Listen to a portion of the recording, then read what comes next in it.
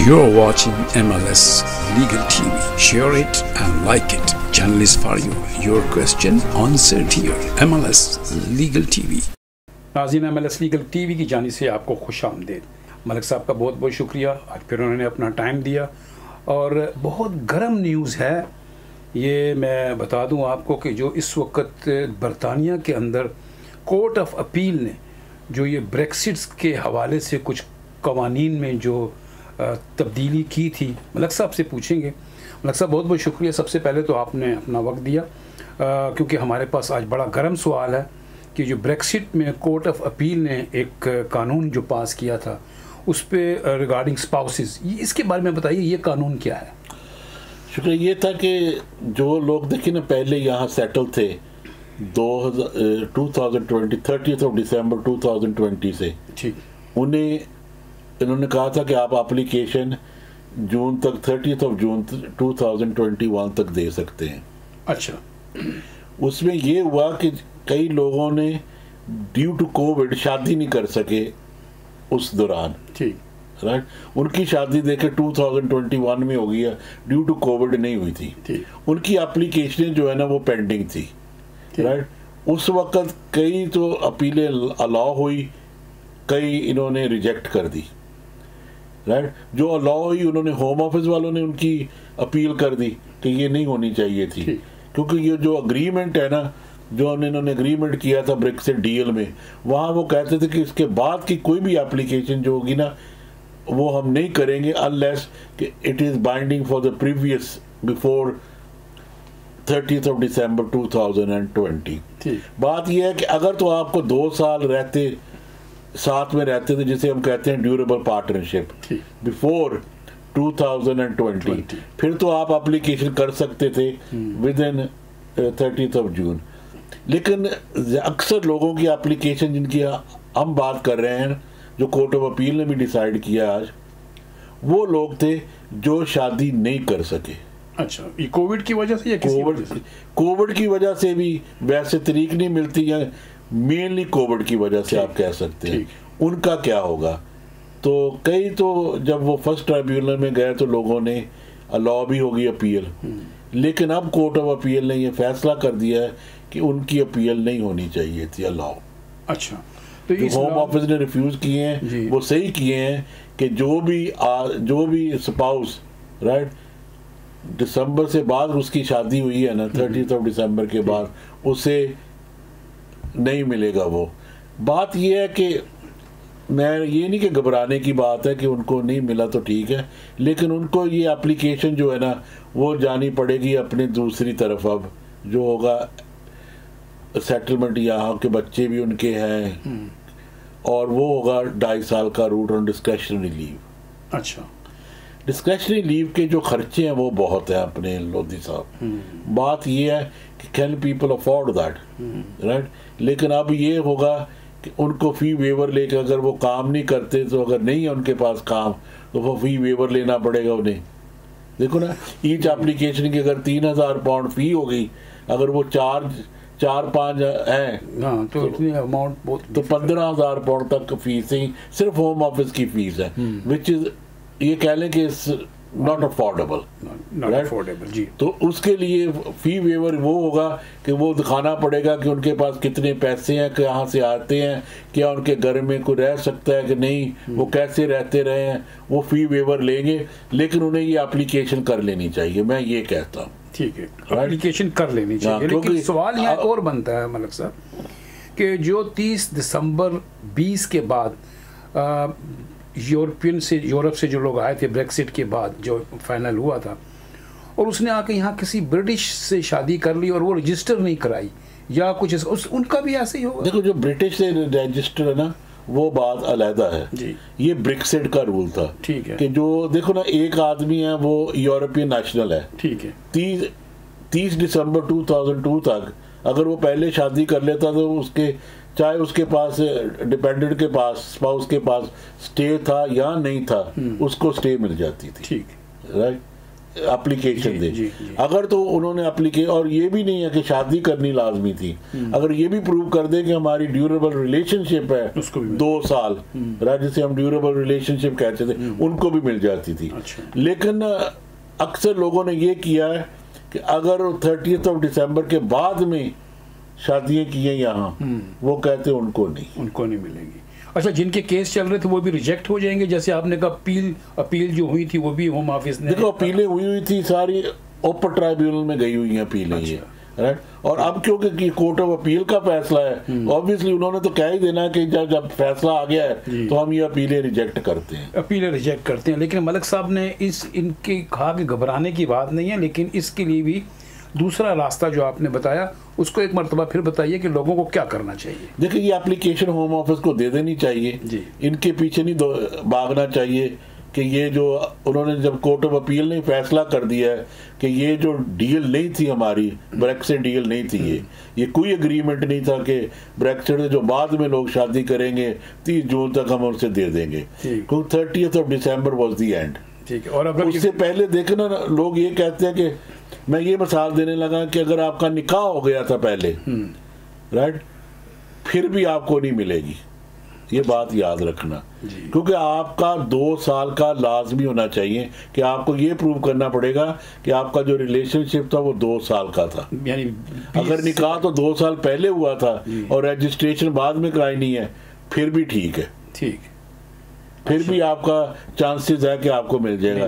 लेकिन अगर देखो ना, अगस्त सितंबर या 1 साल में निकाह हुआ था, तो आपने, क्योंकि ड्यूरेबल रिलेशनशिप नहीं बनती थी 2 साल की, आपने बाद में शादी कर ली, तो वो जरा नहीं होगा, राइट। मेरा तो ये नहीं, देखो लॉ में कुछ भी ऐसी चीज नहीं है लोधी साहब कि उसे क्रॉस आउट कर दो, right. There is always another ways of doing this. लेकिन इसके लिए परेशान ना हो, अगर आप भी इस किस्म के केस में मुलव्वस हैं या आपका ऐसा केस चल रहा है, तो हमारे जो नीचे नंबर्स हैं उस पर कांटेक्ट कीजिए, राय लीजिए। हो सकता है कि आपका कहीं ना कहीं कोई सबब बन जाए, और आपके बच्चे अगर हैं तो वो एक डिफरेंट इशू बन जाता है। लेकिन खुद ना कीजिए, किसी अच्छे सोलिसिटर के पास जाइए, ज़रूर कुछ पैसे तो लगेंगे, लेकिन राय और काम आपका सही होना चाहिए। उसके लिए हम कहते हैं कि किसी अच्छे से सोलिसिटर के पास जाएं, और अगर आपका कोई सवाल है जो यहाँ जवाब इस बात में नहीं दिया जा सका, वो आप हमसे पूछ सकते हैं। मलिक साहब से हम पूछेंगे कि इस वक्त जो एक नया बिल है या कानून है या क्या है, ये जो नेशनलिटी में करैक्टर का क्या रोल है, ये कहाँ तक ये चल रहा है, इसमें क्या करें? देखिए, एक नया ना, इन्होंने कैरेक्टर तो पहले भी देखते थे कि नेशनैलिटी में कि आपका कैरेक्टर ठीक होना चाहिए, कि मेरा you must be whiter than white. मैं हमेशा कहता हूँ कि ये कहते थे आप you must be whiter than white. इसका मतलब ये था कि आपके पास कोई भी, जैसे ड्राइविंग ऑफेंस था, राइट, वो जब तक सस्पेंड ना हुआ तो आप एप्लीकेशन ही दे सकते थे नेशनैलिटी की। और उसमें ये था कि अगर आपको 4 साल से ज्यादा सजा हुई है तो वो नेशनैलिटी नहीं देते थे। उन्होंने वो रिड्यूस करके 12 महीने पे ले आए हैं, यानी तकरीबन 1 साल। हाँ, 12 महीने के अगर आपको सजा हुई है तो आपको नेशनैलिटी नहीं मिलेगी। अच्छा, वो यानी नेशनैलिटी से पहले अगर किसी पर केस है और वो 12 महीने जेल में है तो वो नेशनैलिटी अप्लाई नहीं कर सकता, उसको नहीं मिलेगी। ये तो नेशनैलिटी आ गई तो फिर तो बात और है ना जी। मेरा तो बात ये है कि कैरेक्टर जो है ना, अगर किसी को 12 महीने की सजा हुई है ना, तो पहले वो सस्पेंड हो जाती थी तो उसको दे देते थे कि 3 साल 5 साल के बाद वो सस्पेंड हो गई है।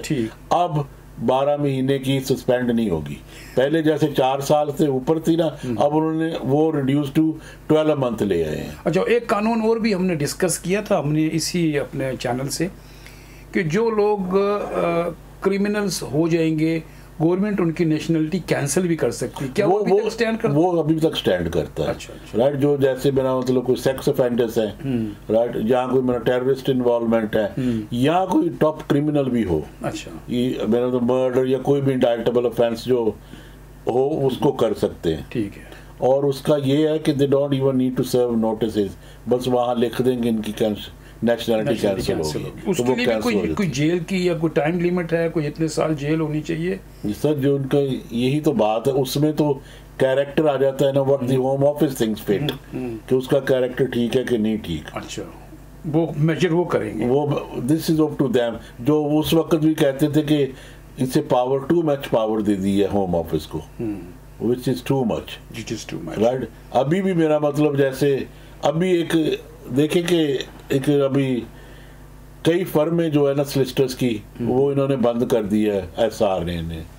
अच्छा। जो असाइलम सीकरों को कहते थे ऐसे आप कर ले, ओह अच्छा, मिसगाइडिंग, आप उसे मिसगाइडिंग कह लें, लेकिन वो कहते हैं कि गाइड कर रहे हैं उसे। अच्छा। कि एप्लीकेशन कर लें या कोई डॉक्यूमेंट बना लें, ये उन्होंने ये कि आप ये नहीं कह सकते उन्हें कि आप ऐसे कर लें, ये कह सकते हैं कि आपकी असाइलम है, बनती है कि नहीं बनती। अच्छा। That's how you should solicitors जो है ना वो एडवाइस ही ये दें, क्योंकि ये अंडरग्राउंड कवर जो ना अपने आप को सीआईडी समझते हैं कई पेपरों वाले, स्पेशली दिस येलो जर्नलिज्म, ये आपको इंट्रैपमेंट करके ऐसे पकड़ते हैं कि आप कहते हैं कि हम हेल्प कर रहे हैं लोगों की, राइट। वो हेल्प नहीं है, that is basically killing yourself. तो ऐसे सारे रूल्स में वो कंडक्ट आ जाता है। प्रोटेक्ट योर कंडक्ट, क्योंकि एडवाइस हम like what they want, not putting words into their mouth. Right. So ये बहुत ही काम की बात मलिक साहब ने बताई। ध्यान रखिए, ऐसे बहुत से सोलिसिटर के जो लाइसेंस है वो कैंसिल भी हो चुके हैं, तो वही राय दीजिए जो वो क्लाइंट मांग रहा है। आप देख रहे हैं MLS लीगल टीवी। मिलते हैं छोटी सी ब्रेक के बाद, कहीं नहीं जाइएगा। Malik Legal Solicitors. When your rights are at stake, you need experienced lawyers. Our experienced team of professionals can assist you in all matters, including immigration, civil litigation, criminal law, commercial law, family law, hearing loss, personal injury, RTA, entrepreneur, JR applications. Call us 0161 7956 0161 7956 Malik Legal Solicitor। नाज़रीन welcome back. आप देख रहे हैं MLS legal TV. जाने से पहले, इस break की जाने से पहले हमने बात की थी बहुत सारे ऐसे कवानीन जो चेंज हुए हैं। अगर आपको इसमें कुछ पूछना हो तो आप ज़रूर पूछिएगा।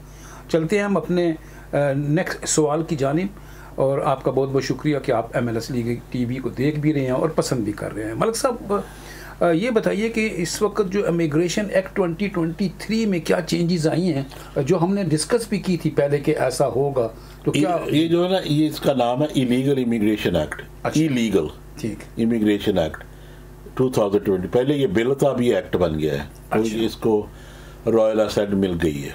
ठीक। इसका मतलब ये है कि याद करें कि ये लोगों को रिवांडा भेजना चाहते थे जिनकी नहीं हुई थी। ठीक। अब ये हो गया है कि जो लोग मार्च 2023 से बाद में इलीगल आए हैं उनकी सुनाई नहीं होगी यहाँ। अच्छा।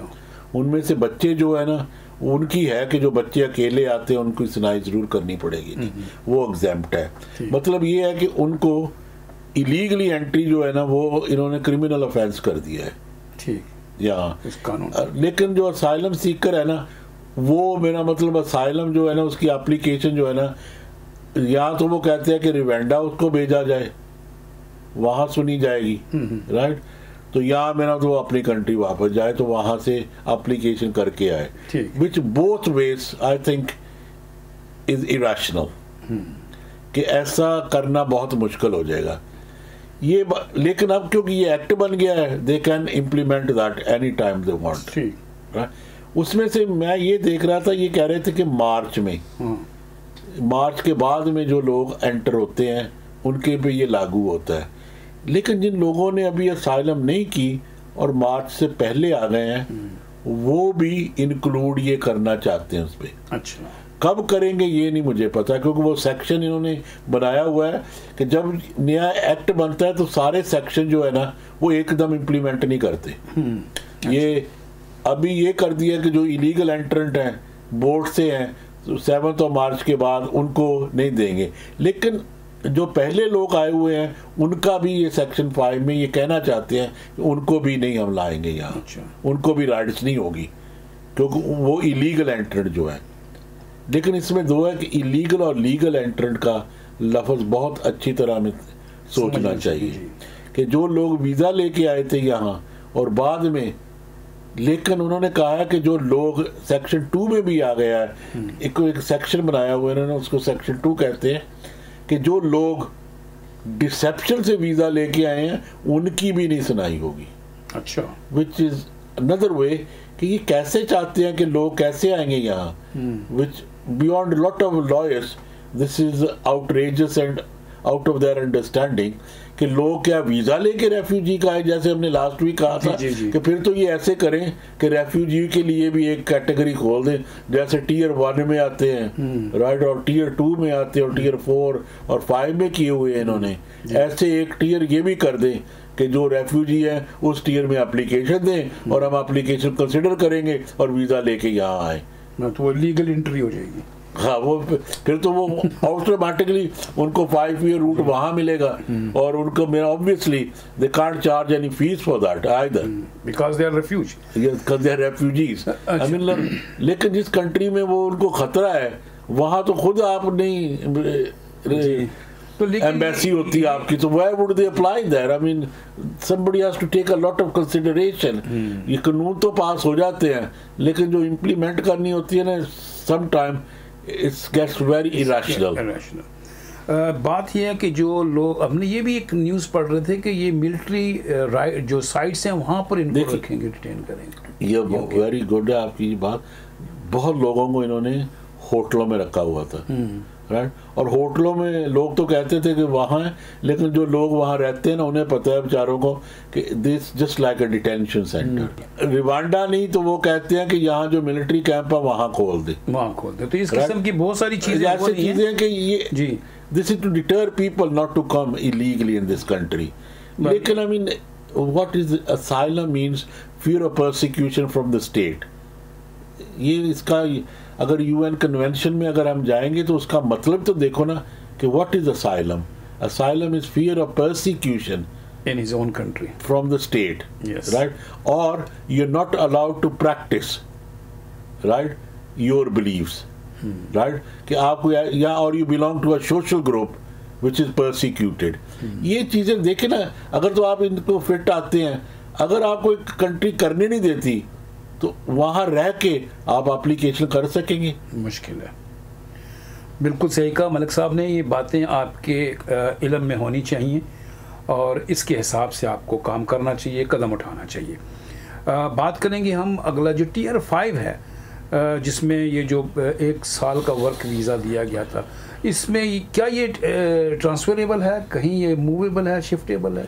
देखिए, पहली तो बात ये, टियर 5 में अक्सर लोग वो हैं जो एग्रीकल्चर वर्कर थे, उनको मिलता था 1 साल का वीज़ा। लेकिन इसमें वो भी आते हैं कि शॉर्ट टर्म का, जैसे ये आर्टिस्ट होते हैं जी, कोई परफॉर्मेंस करने आते हैं, उनको 6 महीने से भी कम मिलता है जी, 2 महीने का, 1 महीने का जी। वो तो जिसको तो 6 महीने से कम वीज़ा है ना, एंट्री जिसको मिलती है, दैट इज नॉट ट्रांसफरेबल। लेकिन टियर 5 के जो वीज़े हैं ना, mostly they are not extendable in tier 5, ठीक।